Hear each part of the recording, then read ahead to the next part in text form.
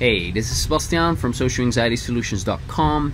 I'm a personal coach and I help people go from social anxiety to social confidence, feeling relaxed and at ease in social situations.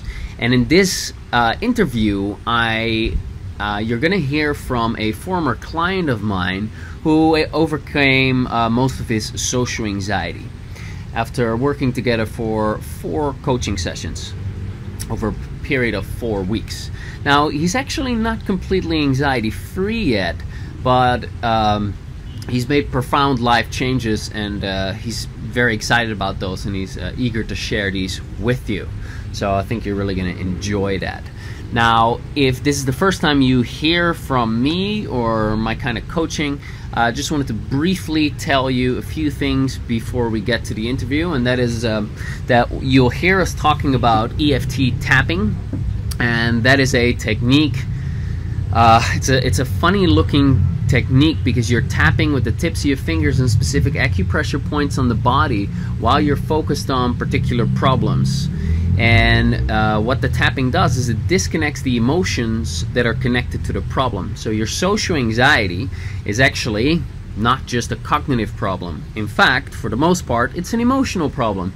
That's why just trying to change your thoughts doesn't really work all that well. You need to address it in an emotional way. It's an emotional problem, so you need an emotional technique, emotional regulation tool to address this properly in order to sever the problem at its roots and actually get rid of it so that you can just function normally and have a good time socially.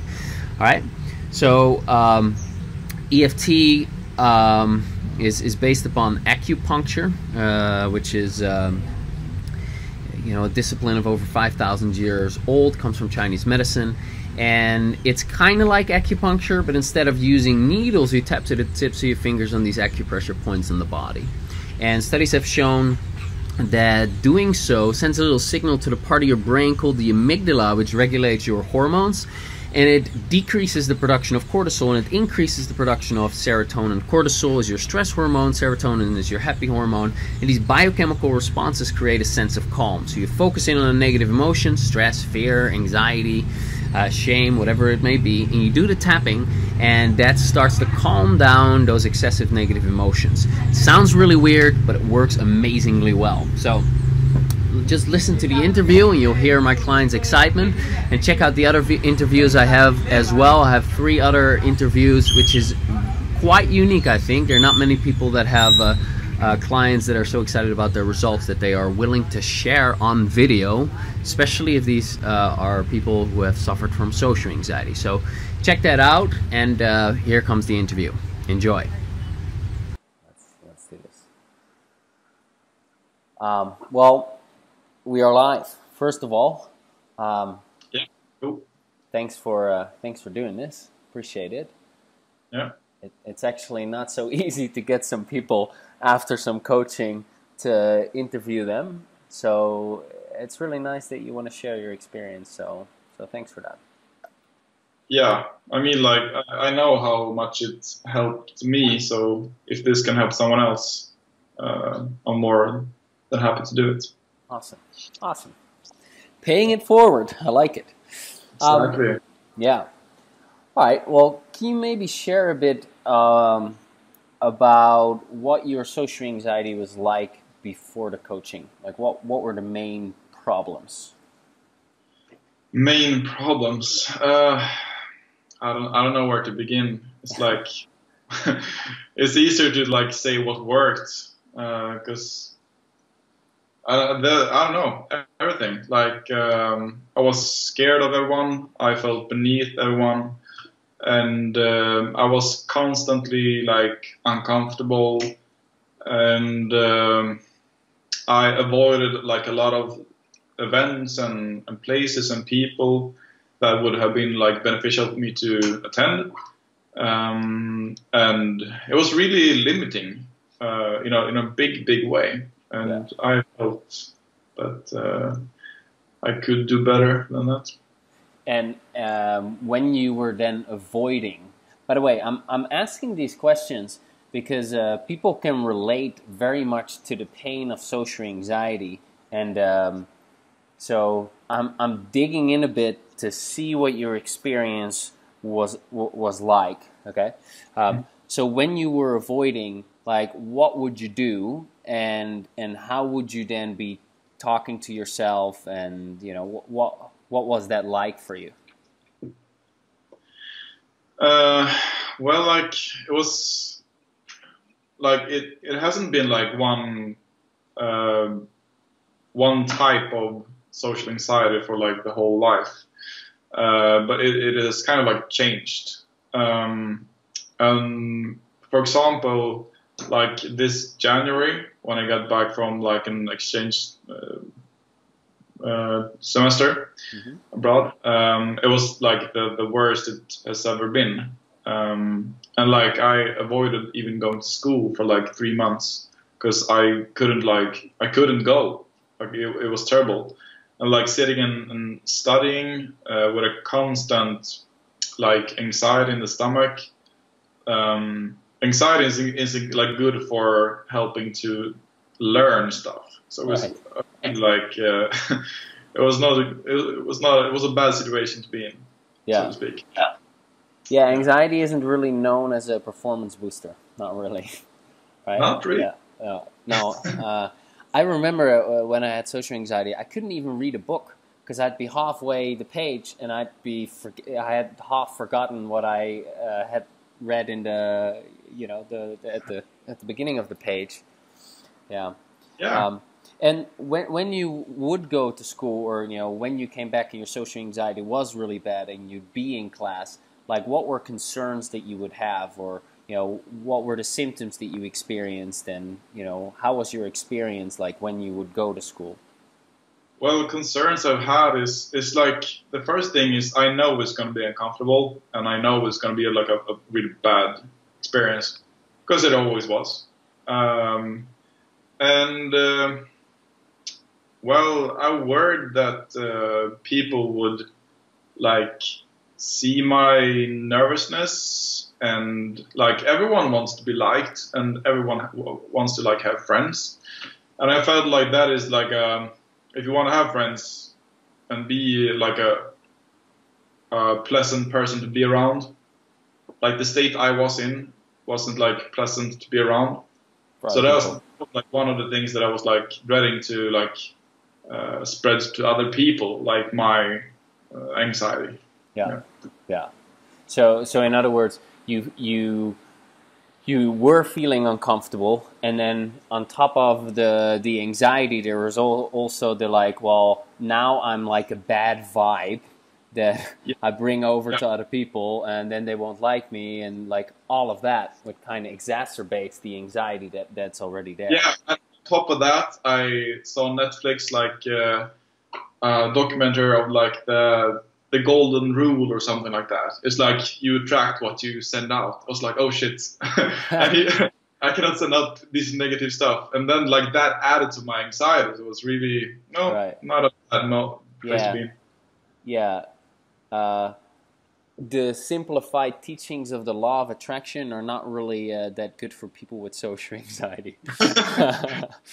No, not at all. Definitely not. Yeah, it would be the discussion for a whole different kind of video. But real quick, if you are watching this and you have these concerns, and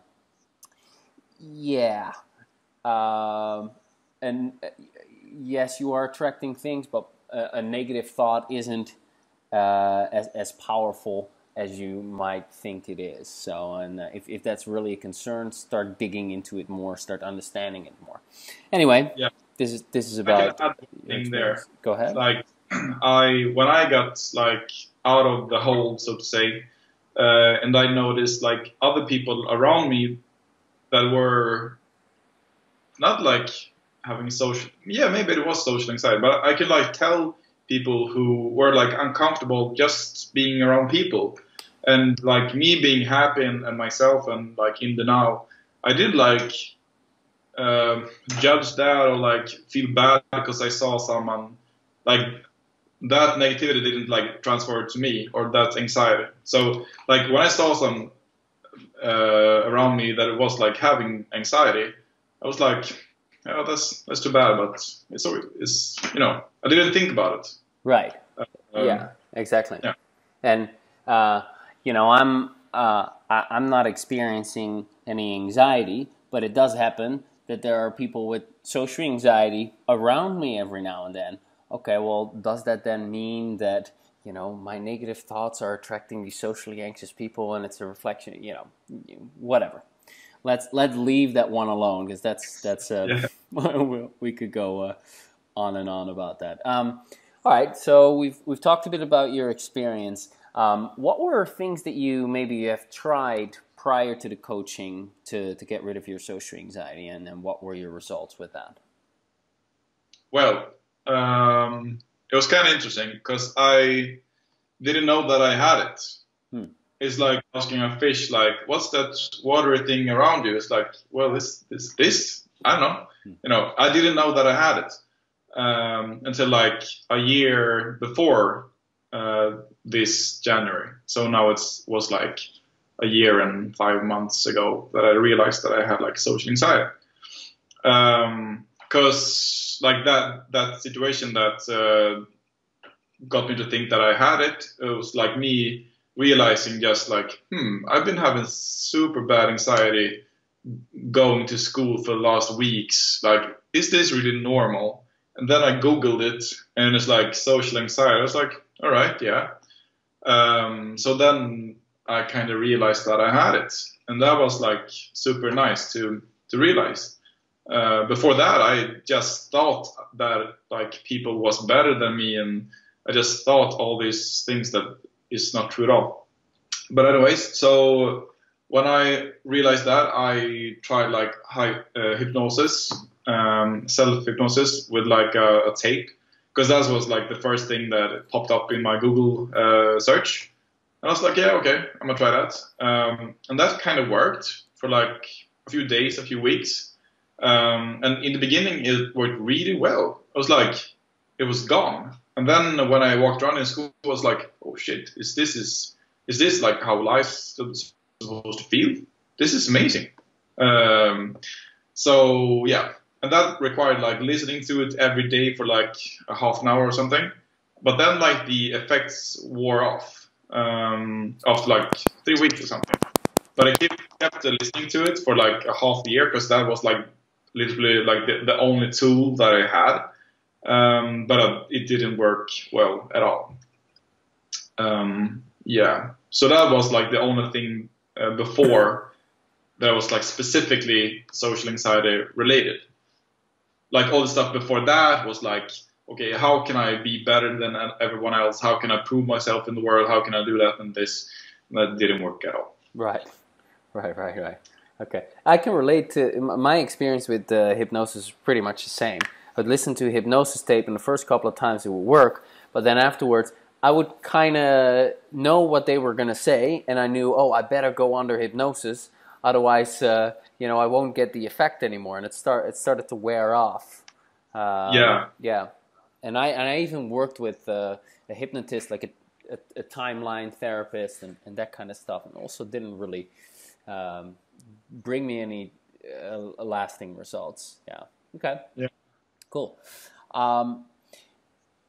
Well, I have a bunch of questions here in front of me, and I pulled them off of the internet, like how to get a good testimonial. So it's a bit of a weird question. However, there's some reasoning behind it.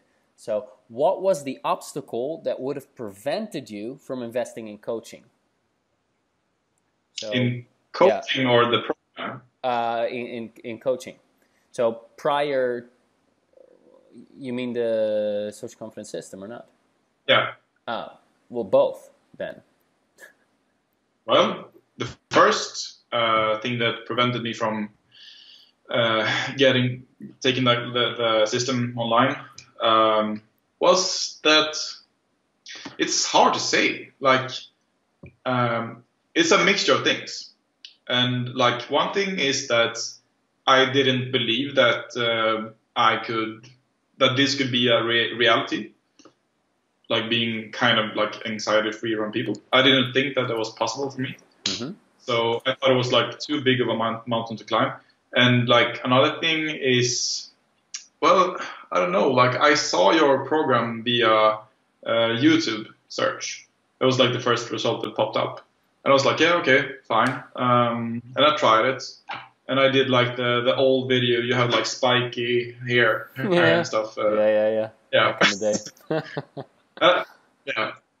Anyways, so I tried that, and yeah, like you told me to like rate my anxiety on a scale from 0 to 10, and I could see that it dropped. But I was like, yeah, whatever. Maybe it worked. I don't know. Maybe it was just a placebo.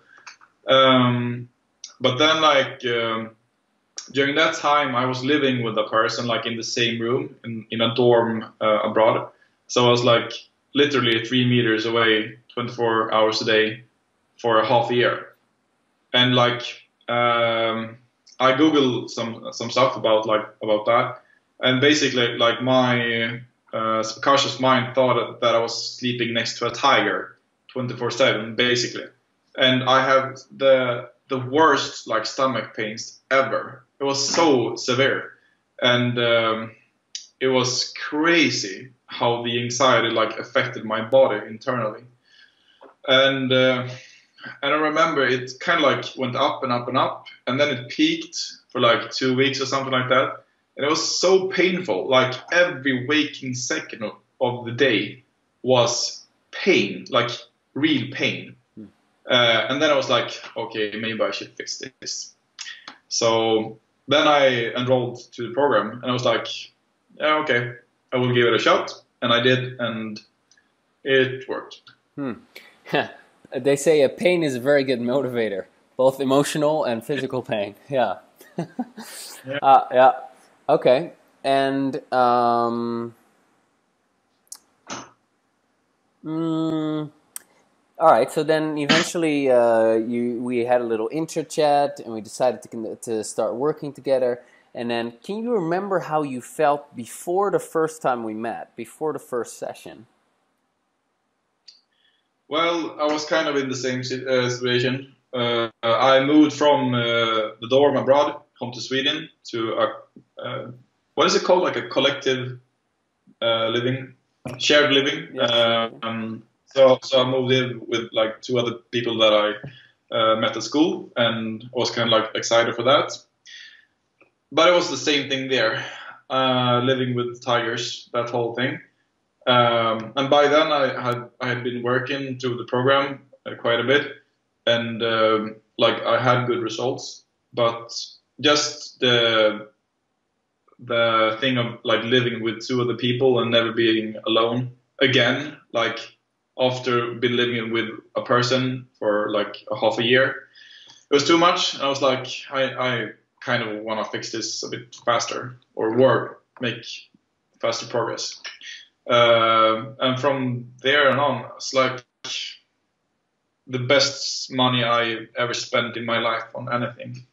And I've been thinking like, now when I know what the coaching and what the program gave me, like if I would put a price on it, like as a student, I don't have a lot of money. Maybe like, I don't know, if I know that I will get this results, and I can like borrow money from my dad or something, maybe like 6,000 euros or something, 7,000, 8,000, like a big amount at least. Yeah. And then like the money for the coaching, that's like nothing. I'm happy to spend it. Like I borrowed money to be able to pay for the coaching, and it was worth every penny. Great, good to hear that. When we met for the first time, prior to the call starting, did you have any worries or concerns? Like, what if this is not going to work, or like maybe I'll do it wrong, or No, like I've read the the theory from the course, and I knew that it was going to work because I knew how it worked. And you were the only person that I was excited to see. from the whole like circle of my people around me. So I was super excited for it because I knew that it will give like relief and repair. Okay, awesome. How did you feel after the first session? Do you remember?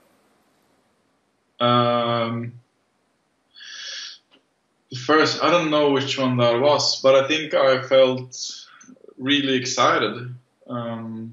Yeah, I felt really excited, and it feels good to have someone holding your hand and like showing the ropes, all the stuff. So just felt really good. Okay. And then, yeah, the big question. So what are your results after coaching? What has changed, and how's your social anxiety now? What's different? Well, yeah, like straight from the coaching, it was like I did like, I don't know, maybe 50 or 60% of the work already in the program, the system. And then there are things that like I didn't know that I was gonna work on. That is why I like reached out for the coaching, Yeah. for starters. And the coaching gave me like a push in the right direction, and in the direction that I didn't know.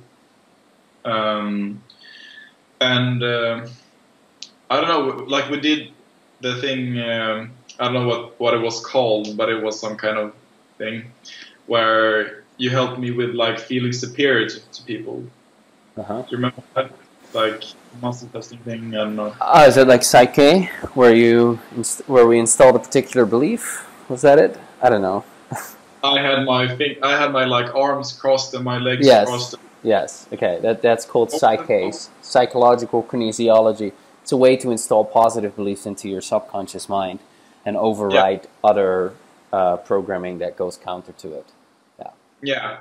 So I did that, and from that day and on, like my problem, why we did that for the listener, was that I felt superior to people. Like in every room I went in, I felt inferior is the word. Right. Because that wouldn't have been a problem. I felt inferior to people when I walked into a room. It didn't matter like who the person was or how long I had known that person or anything.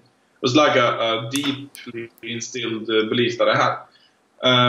And you helped me with that. And from that day on,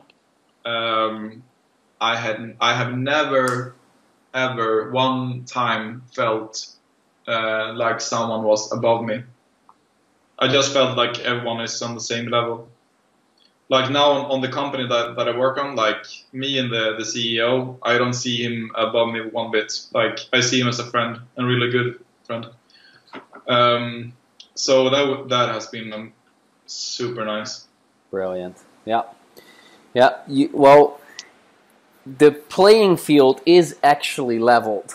In other words, we actually all are equal, and everyone knows that and knows that that is the right answer. But if your subconscious programming says otherwise, because you've learned in your past X, Y, Z, and you have evidence to support that you're actually inferior and people are above you, or certain people are above you, then you can tell yourself, and I'm saying this for the people listening to this, you can tell yourself with all the logic, no, we're equal and I'm okay and look at how good I actually am. But your brain is saying, yeah, whatever. You're feeling inferior. And so that won't shift around until you actually go into where the program is lodged, where it is formed in the subconscious mind, and shift and change things around there. And when you do shift and change things around there, that's when you get results like the ones that you're speaking of. And you actually, it's normal to just feel all right with your CEO or with anyone on the street. That like it's in your mind that there's a difference between the two of them. But if you have it built up in your mind, wow, like authority is a big thing for people, typically with social anxiety. But there are tons of people that don't have a problem with authority. If you work in a particular office, there are the people that freeze up when the boss comes in, and it's quite a few of them, and there are the people that are buddy-buddy with them. And if you freeze up when they come in, well, then you've learned to freeze up around authority. You know, maybe you had a dad that was overbearing, or an uncle that you know, slapped you, or whatever the case may be. There's something that happened that caused you to fear authority and to see yourself as less than. And yeah, Psyche is one of the ways. I use a variety of techniques. Psyche is one of the ways to shift the belief around, and yeah, then you have the experience that you're talking about. Yeah. Yeah, great. Yeah, how else are things now? In Yeah, are you going to school again, or what? so right now I'm from Sweden, and right now I'm in Stockholm during the summer and doing like a summer internship, I guess you can call it. So I'm like a product developer on a company, software company. So that's what I'm doing on the days. And then we're like a gang here from my class. So we're a few people here. Ordinarily, we're from northern Sweden. So yeah, I'm just doing that and like experiencing Stockholm and like meeting people and having fun. Yeah. Okay. Yeah. And so, how's your social experience now? Um, it's much better than it's ever been. Like, and it's going like up and down. And like just maybe a month or 2 months ago, I was like really like I had a lot of like energy and like a lot of like I was also super excited for a lot of stuff. And when I met people and I was super social and like felt like I don't know what, it felt really not good, like normal, I guess. Yep. And now it's really good, but I have like some stress from like the coding because I have like bugs and stuff. So that give me kind of like an anxiety, and that like is a bit of a problem. Like when I'm around people, sometimes, not all the time, but some of the time. Yep. So that's like the next thing to work on. Exactly. And I haven't had the time for the last 2 months maybe, because I've been having like 4 exams and 3 other things and like been studying every weekend, night and day. So I haven't had like the time to like what's it called, like develop myself. Gotcha. Yeah, so like now when I been landed in Stockholm, I'm gonna like, or I am keeping to like improve myself. Awesome. That's the thing as well. When you have your social anxiety problem, and it is this big, if you take a chunk off of it, then your experience is going to be a lot better, you know? Yeah. And there might still be things to address. You know, personally, it's taken me a long time to overcome my social anxiety, to overcome it completely. It was a lot of acceptance work, a lot of self-acceptance work, but there are many times that I made significant progress. Like the time in the beginning, I went from my general anxiety was really high. Then I did some work, and then my general anxiety dropped to low levels. That in and of itself was already life transforming, you know. Yeah. And you know, I'm glad you're doing the interview while things are not perfect yet, because we're not looking for perfection, you know. Yeah, because that's like the thing. I felt like I really like have overcome my social anxiety, but to completely get rid of everything, that's like the next, I don't know, 10% or something. You know?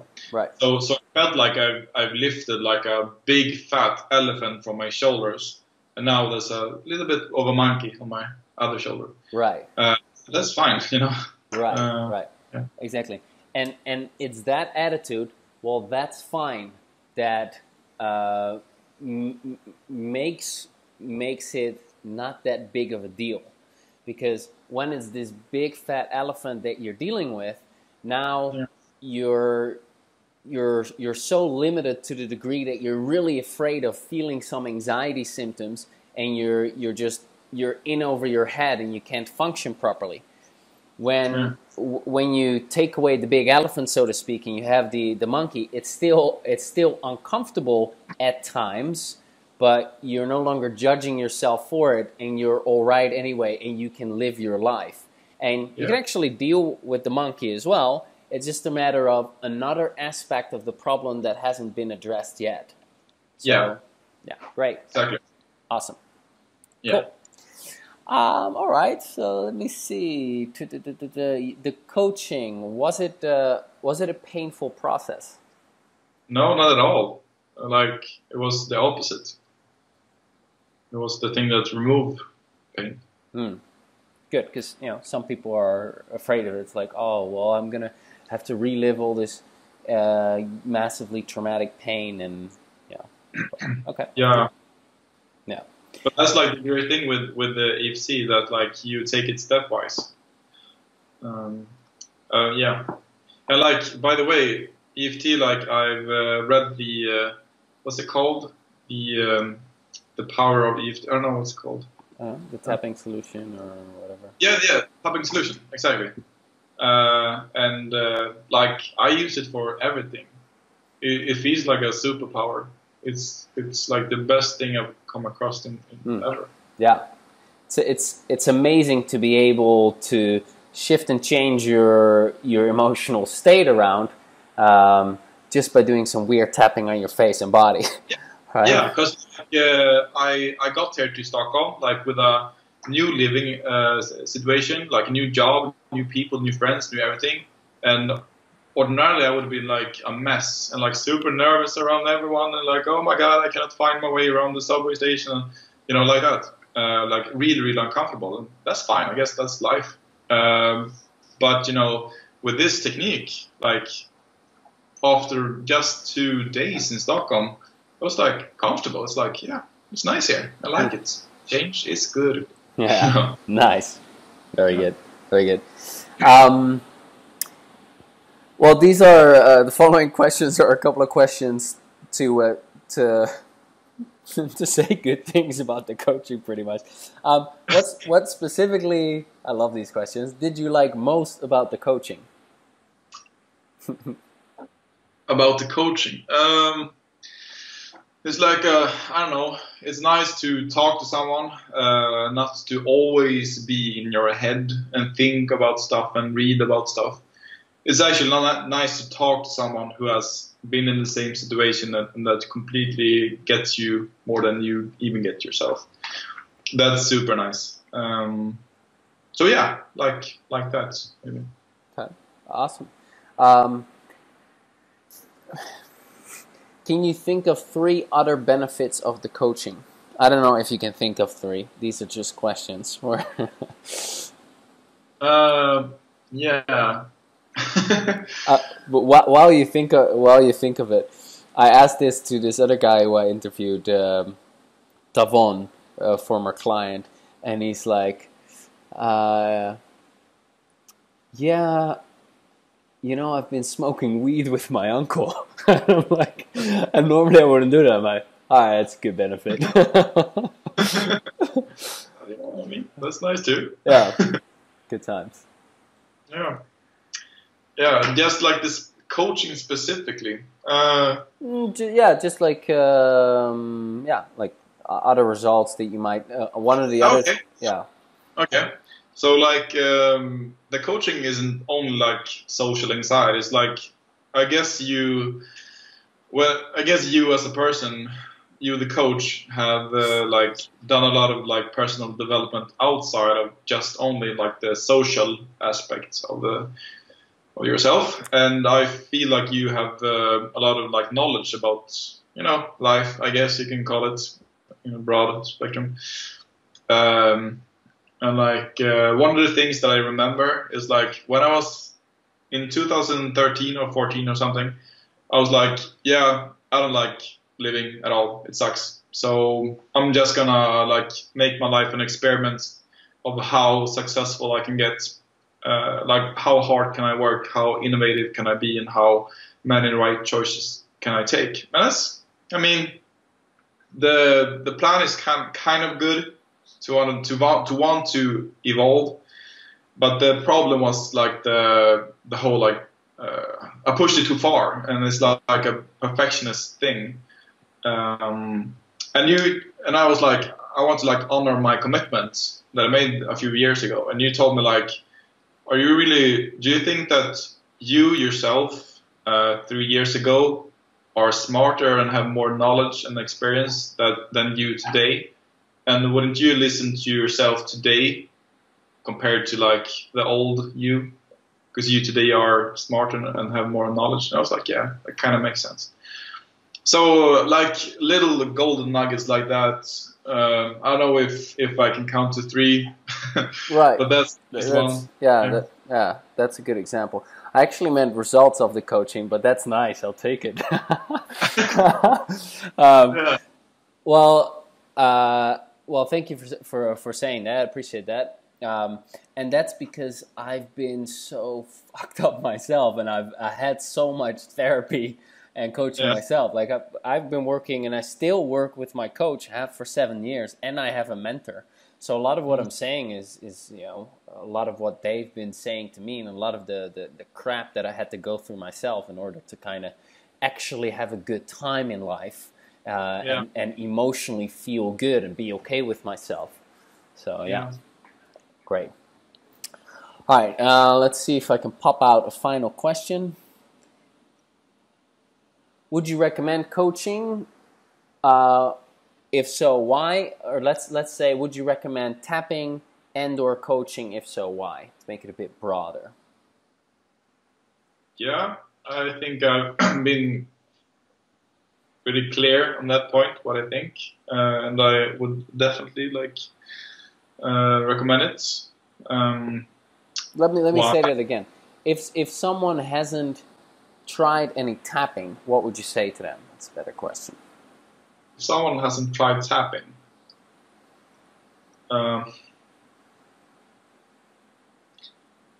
yeah, that's a tough question because it's so hard to talk about this with people because it sounds too good to be true, and almost everything else in life is.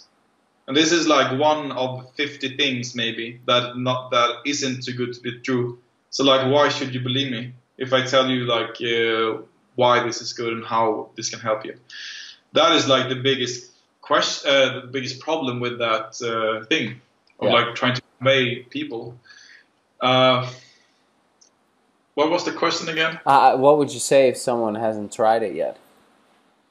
Yeah. Okay. So the basic technique of the social anxiety solution system is EFT, and if you Google EFT science report results, there is a page. I don't really exactly remember the page. You can Google it, I guess. Yeah, but just type in EFT research. Exactly. Yeah, but I saw 40, 50 reports just like stacked on top of each other, and they all said that it worked. So like if you don't believe that it works, like you cannot question science, and because like that is one of the things that I didn't look at actually when I heard of it, because I didn't want to I wanted it to work. I didn't want to find evidence that said that it was not going to work, because I was like, okay, but what if I find results that tell me that it doesn't work? It feels like this is kind of like my last and biggest chance to escape this anxiety. Yeah. I don't want to lose that chance. Right. But I encourage you, Google EFT science report or something like that. Yeah, you will find studies that all show within a p-value of 0.0%. If you read statistics, that means it's solid science. So yeah, it works. Yeah. check the. There are over So 100 scientific studies done on EFT, and there are over 20 peer-reviewed published studies in psychological journals done, and studies of the highest quality. So it's scientifically proven to be effective. They don't know exactly why yet. Like, there are different theories, but who cares? And exactly. What you said is like, well, I don't want to find any information that it doesn't work. Well, two things about that. One, EFT is not a placebo, so you don't have to believe in it for it to work. In fact, most people initially don't believe that it works, and they do it, and then they notice like, holy shit, I actually feel different after a minute of tapping on these points on my body. Wow, this does work. And then they're sold. That's how I, initially was sold. Eventually, I had to convince myself by seeing a lot of videos. But there is information that says, well, EFT is pseudoscience. Like, if you look on Wikipedia, that fucking dumbass of a person on there, he claims that it's pseudoscience. That's a whole different conversation.